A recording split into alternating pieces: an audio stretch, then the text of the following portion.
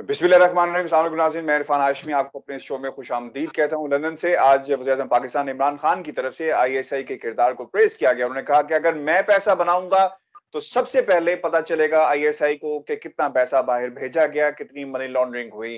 पाकिस्तान में सियासतदानों पे money laundering के बहुत सारे केसेस चल रहे हैं, जिनका शोर बरतानिया में भी है।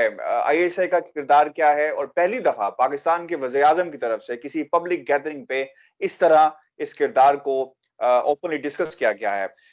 हमारे साथ पाकिस्तान से मौजूद हैं Syed Ghazanfar Ali, brigadier retired. Sir, बहुत शुक्रिया आपके वक्त का। सर, ये भी बताएं कि पहली दफा वज़ीर आज़म की तरफ से इस तरह आईएसआई के किरदार को सराहा गया है ओपनली, और नंबर वन कहा गया है आईएसआई को कि पाकिस्तान में अगर कुछ ऐसा होता है तो यकीनन हमारी खुफिया एजेंसी अंदरूनी बैरूनी जहां पे हमें मुश्किलात का सामना होता है, पाकिस्तान की तरफ कोई अगर मैली आंख से देखता है तो इसका एक अपना किरदार है। क्या कहेंगे? बहुत बहुत शुक्रिया इरफान। बहुत अहम चीज है और इसके इमरान खान साहब ने जो कुछ कहा उसको मैं, क्योंकि मैं खुद आपको पता है कि उस एजेंसी में बड़ा अरसा रहा हूँ, बल्कि मैं आईएसआई भी, मिलिट्री इंटेलिजेंस भी, और मैंने वो कमांड किए हैं सेटअप। तो जो आईएसआई या जो भी इंटेलिजेंस एजेंसी यहाँ पे काम करती हैं, वो पाकिस्तान की जो सॉफ्ट सरहदें भी होती हैं वो भी, और जो आपकी एक्सटर्नल सरहदें उनकी हिफाजत में बहुत अहम किरदार अंजाम देती है। और मुल्क के अंदर, जैसे आपने स्पेशली रेफर किया मनी लॉन्ड्रिंग को, तो अब तो दुनिया में मनी लॉन्ड्रिंग का तस्करा इतना ज्यादा हो रहा है कि आपने खुद, आप बरतानिया में रहते हैं, आपने एक अमेरिका की रिपोर्ट पढ़ी होगी जिसमें उन्होंने कहा कि 4-5 लीडिंग बैंक का नाम उन्होंने दिया है जो $3 ट्रिलियन की मनी लॉन्ड्रिंग में इन्वॉल्व थे। वहाँ ये भी आ गया, यूएस ट्रेजरी ने एक प्राइवेट एक्सचेंज कंपनी कायम की थी, जुरानी एक्सचेंज के नाम से, जिसके जरिए तालिबान को मनी लॉन्ड्रिंग की जाती थी, तहरीक तालिबान पाकिस्तान। अब ये रिपोर्ट का हिस्सा है जो बाहर छपी है। फिर इंडिया के बारे में छपी कि 44 बैंक है जो मनी लॉन्ड्रिंग में इन्वॉल्व है। आज एक और रिपोर्ट आ गई। तो पाकिस्तान के अंदर भी इस तरह जो भी चीजें हो रही होती है वो सारी ट्रैक हो रही होती है, पॉइंट ऑफ इनिशिएशन से लेके जहां तक वो एंड हो रही होती है। और इसकी एक बहुत बड़ी मिसाल एक और पाकिस्तान के अंदर आपको दूंगा। अगर आप माजी में जाए तो आपको याद है कि नवाज शरीफ की हुकूमत ने डॉलर अकाउंट सीज किए गए थे, फ्रीज किए गए थे डॉलर अकाउंट। जिन जिन लोगों के जो डॉलर अकाउंट थे वो तमाम के तमाम फ्रीज हो गए थे। लेकिन उनके फ्रीज होने से कोई 2 दिन पहले यहाँ से, मैं उन शख्सियात का नाम नहीं लेना चाहता क्योंकि हम को तमाम रिपोर्ट मिल चुकी थी, उन शख्सियात ने यहाँ पे प्राइवेट फ्लाइट के जरिए बोरियों में डॉलर भर के वो अपने अकाउंट से निकाल के बाहर ले गए थे। उनको पता था कि डॉलर अकाउंट फ्रीज होने वाला है। जो गरीब आदमी था उसे सफर किया। इसी तरह अब जो टीटीओ का चक्कर है या जो चीजें आ रही हैं या जो डिस्क्लोज हो रही है, वो साफ जाहिर है वो एजेंसियों के रिकॉर्ड में थी तभी बाहर आ रही है।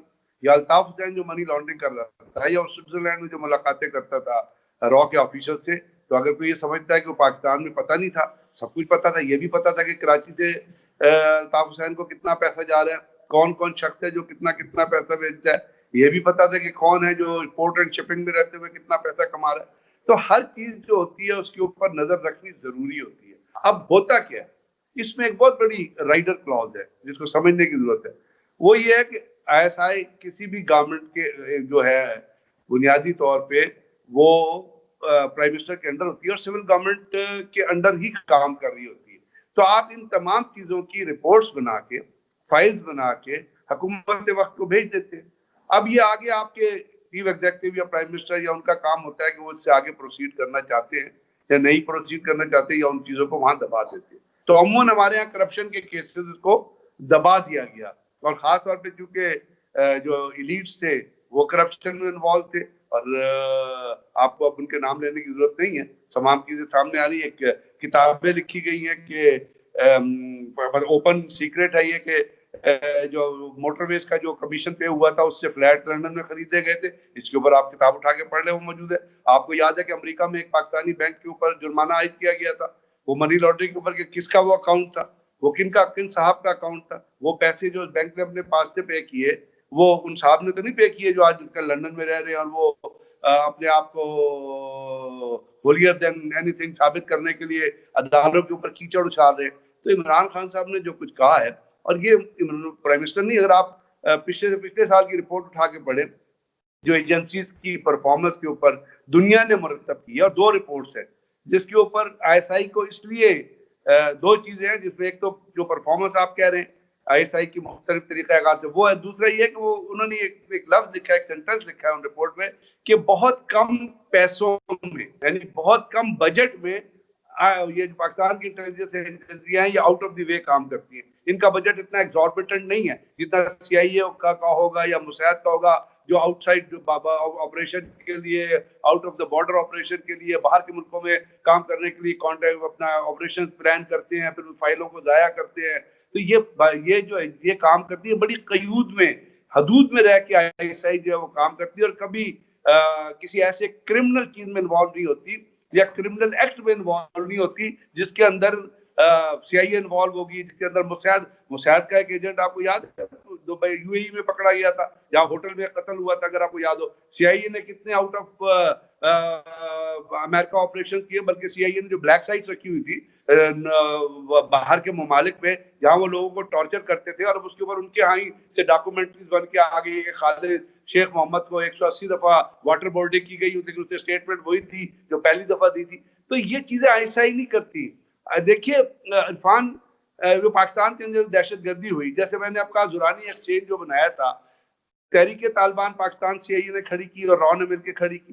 ان کے پاس جو گیجٹری تھی، جو ان کے پاس کمپیوٹرز تھے، جو ان کے پاس گاڑیاں تھی، جو ان کے پاس ٹیکنیکل فیسلٹیز تھی تحریک، وہ آپ امیجن نہیں کر سکتے کہ وہ اس ریموٹ ایریا میں رہتے ہوئے کس نے پرووائڈ کی. ہم نے تو نہیں پرووائڈ کی، میں was director counter terrorism Pakistan, ہم نے تو کچھ نہیں ان کو، ہم تو ان کے خلاف لڑ رہے تھے. ان کو کس نے پرووائڈ کی؟ یہ ایجنسیز تھی جو پرووائڈ کر کے پاکستان میں دہشت گردی کا نیٹ ورک پھیلا رہی تھی. اب آپ کو پتہ ہے افغانستان کے اندر CIA کا ہیڈ کوارٹر CIA تھی، افغانستان کے اندر را تھی، افغانستان کے اندر موساد ہے، افغانستان کے اندر MI6 ہے.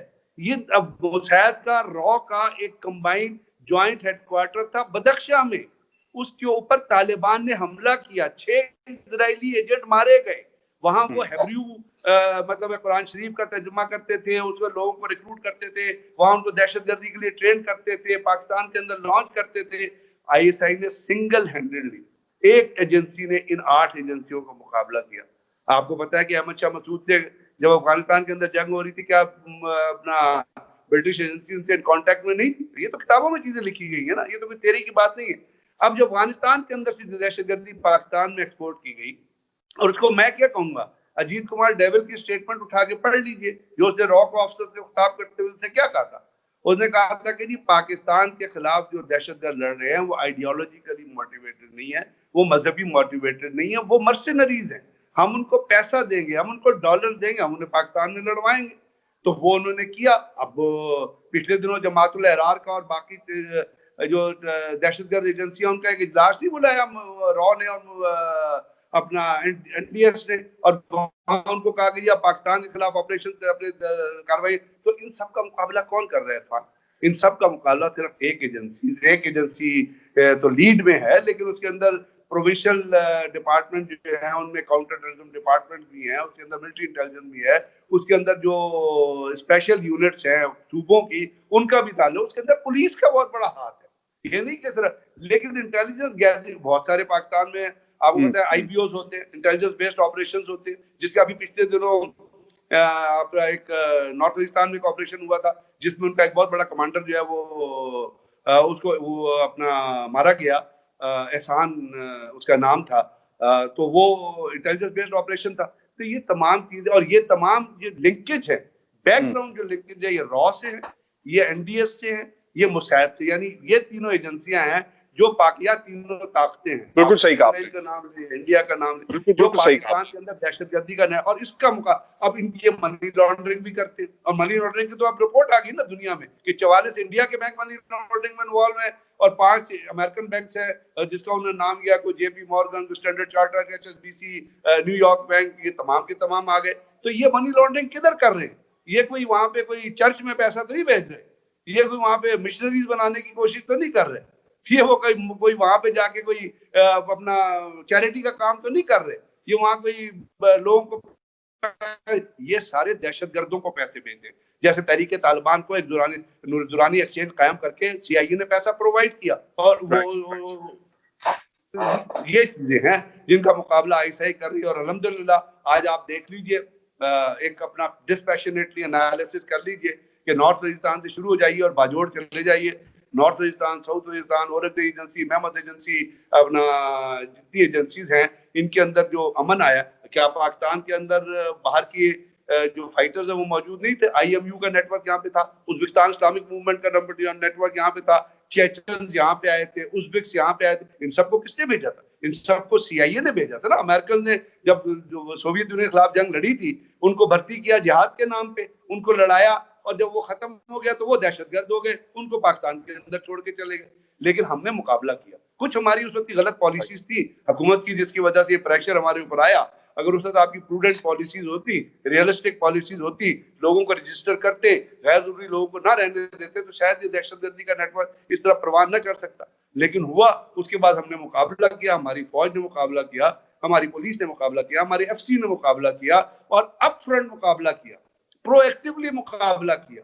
اور الحمدللہ آج سوائے ایک نارتھ وزیرستان کا چھوٹا سا پیکٹ چھوڑ کے جو 40 بائی 40 کلومیٹر کا پیکٹ ہے جس کے اندر آپریشن ہو رہے ہیں، باقی جگہ الحمدللہ امن ہے. آپ کو یاد ہے نیٹو فورسز کی جب سپلائی بند ہوئی تھی، جب انہوں نے پاکستان کی چیک پوسٹ پہ حملہ کیا تھا، جب نیٹو فورسز کی سپلائی بند ہوئی تھی پاکستان کے اندر دھماکے بند ہو گئے. تو اس کا لنکیج کیا ہوا؟ کوئی سوچنے کی بات ہے نا. تمام چیزیں بغیر ریزن کے تو نہیں ہوتی. نیٹو سپلائی بند ہوئی، پاکستان میں دھماکے بند ہو گئے، اس لیے کہ وہ جو ان کی سپلائی کی چیزیں تھی اس کے اندر دہشت گردوں کے کو سامان مہیا کیا جاتا تھا، چیزیں آتی تھی اور ان کو فیسیلیٹیٹ. جب یہاں پہ وہ ریمنڈ ڈیوس پکڑا گیا تھا، اس کے کیمرے سے کیا چیزیں نکلی تھی؟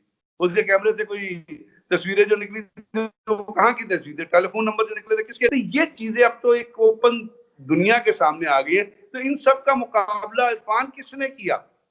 کوئی تو فورس تھی نا جس نے پاکستان میں مقابلہ کیا. اب یہ فورس کون سی تھی؟ جیسے میں نے آپ کو آئیڈینٹیفائی کیا، انٹیلیجنس بیسس پہ انٹیلیجنس ایجنسی کام کر رہی تھی، اور الحمدللہ انہوں نے انفارمیشن پرووائڈ کی. جو ایکشنیبل فورسز تھی، آپ کی فوج تھی، پولیس تھی، FC تھی، انہوں نے ان کو ہینڈل کیا، ڈیل کیا. اسپیشل یونٹس تھی، انٹیلیجنس بیسڈ آپریشن کیے. اور آج آپ دیکھ لیجئے کہ ہم جہاں آج سے 5-6 سال پہلے جہاں کھڑے تھے اور آج جہاں کھڑے ہیں، وہ انہی فورسز کی کامیابیوں کی وجہ سے اور ڈیڈیکیشن کی وجہ سے یہ چیز پاسبل ہوئی. اچھا سر، آپ نے بڑا کمپریہنسو ISI کا کردار جس کی تعریف پوری دنیا اس وقت کر رہی ہے، رپورٹ بھی آپ نے اس کا بھی حوالہ دیا. وزیر اعظم عمران خان اگر ISI کی تعریف کر رہے ہیں، وہ کہتے ہیں کہ میرے سے کسی کو پرابلم نہیں ہے، پرابلم ان لوگوں کو ہے ISI کے ساتھ جنہوں نے منی لانڈرنگ کی، ان کے پتا تھا کہ وہ کیا کر رہے ہیں. بالکل آپ نے صحیح کہا. مجھے یہ بھی بتا دیں کہ اسٹیبلشمنٹ کے خلاف اتنی ہرزہ سرازی کی جاتی ہے سیاستدانوں کی طرف سے. جی اصل میں جو تو آپ کے پاس انگلینڈ میں جو صاحب بیٹھے ہوئے ہیں وہ تو ڈکٹیٹڈ ایجنڈے پہ کام کر رہے ہیں. دو چیزیں ہیں، اس وقت پاکستان کی اسٹیبلشمنٹ کے خلاف کوئی بات کر رہا ہے تو وہ جیسے میں نے آپ کو 3 ایجنسیز کا ذکر کیا ویسٹرن ورلڈ کا، کیونکہ پاکستان ایک الحمدللہ اسلامی ملک ہے اور نیوکلیئر پاور ہے. So they want to target your forces and your establishment. اور اسی طرح کی بات آپ کے نواز شریف جو ہے وہ اداروں کے خلاف کر رہا ہے. اس کی بڑی لو لیوریج انٹیلیجنس ہے اس شخص پہ، بالکل لو لیول انٹیلیجنس ہے. وہ جانتے ہوئے یا نہ جانتے ہوئے ہی is working on somebody's agenda. اور ایجنڈا کس کا ہے؟ پاکستان کے خلاف بات کرنے کا ایجنڈا انڈیا کا ہے اور ایجنڈا مساعد کا ہے اور راک ہے. تو یا تو وہ نائولی یا جس طرح وہ بات کر رہے ہیں اس کا مطلب ہے somebody is dictating. اینڈ یہ رپورٹس بھی ہیں یہاں پہ کہ انہوں نے کچھ لوگوں سے ملاقات کی. اب پاکستان کے اندر جو سیاستدان یہ بات کریں وہ نواز شریف کو خوش کرنے کے لیے کر رہے ہیں. میں یہ نہیں کہتا کہ وہ کسی کے ایجنڈے، وہ نواز شریف کو خوش کرنے کے لیے کر رہے ہیں، کیونکہ ہمارے ہاں اس قسم کے لیڈر کی سفارش، اس قسم کے لیڈر کے سامنے لیٹنا، اس قسم کے لیڈر دو زانوؤں کے معافیا مانگنا، یہ ہماری سیاست کا جز ہے. اگر نہیں کریں گے تو کل منسٹر نہیں بنیں گے، اگر نہیں کریں گے تو کل پارلیمنٹری کمیٹی کے چیئرمین نہیں. تو یہ خوشامدی ٹولہ ہے. یہ اپنی سیاست نہیں کر رہے، یہ خوشامد کر رہے، یہ خوش کرنا چاہتے ہیں. یعنی اتنے بڑے بڑے سیاستدان ہیں پاکستان کے اندر، جو دکھ ہوتا ہے جب وہ بلاول بھٹو کے پیچھے کھڑے ہوتے ہیں. ان کا منٹل لیول اور بلاول بھٹو کے لیول منٹل لیول زمین اور قمرالزمان قاہرہ ہیں، ان کے منٹل لیول اور بلاول بھٹو کے منٹل لیول زمین آسمان کا فرق ہے. قمرالزمان قاہرہ بڑے منجے ہوئے سیاستدان ہیں، میں ایک نام لے کے آپ کو کہہ رہا ہوں، لیکن وہ بلاول بھٹو کی خوشامد کر رہے ہوتے. اسی طرح یہاں پہ لوگ ہیں جو مریم کی خوشامد کر، مریم کو کے اندر مطلب اگر بیسک انٹیلیجنس بھی کہیں نا تو وہ بیسک انٹیلیجنس کا میعاد بھی ان لوگوں کے، لیکن یہ خوشامدی ٹولہ ہے جو کوئی منسٹر بننا چاہتا ہے، کوئی پارٹی چیئرمین، تو یہ تو ڈھول بجائیں گے اور یہ ڈھول اس لیے بجائیں گے کہ وہاں پہ جو شخص ہے وہ ڈکٹیٹڈ ایجنڈے کے کام کر رہا ہے. وہ ڈکٹیٹڈ ایجنڈا پیسے کا بھی ہو سکتا ہے یا ذاتی اناج کا بھی ہو سکتا ہے. ویرجی آج کا ہمارا شو تھا. اپنے کمنٹس ہمیں بھیجنا مت بھولیے گا اور چینل کو سبسکرائب کرنا مت بھولیے گا. مجھے لندن سے اجازت دیجیے. اللہ نے کے بعد.